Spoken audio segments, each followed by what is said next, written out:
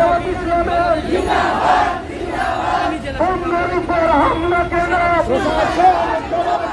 প্রশাসনের জবাব চাই। বন্ধের উপর হামলা কেন?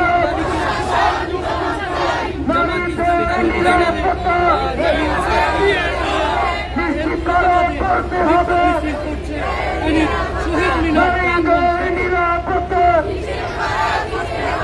মা বোনদের নিরাপত্তা,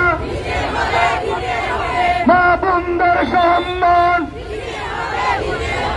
রক্ষা করতে হবে। মা বোনদের সংগ্রাম, মা বোনদের সম্মান,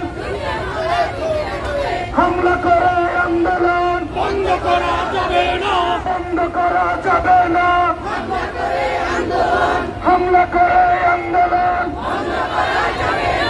বই দেখিয়ে আন্দোলন,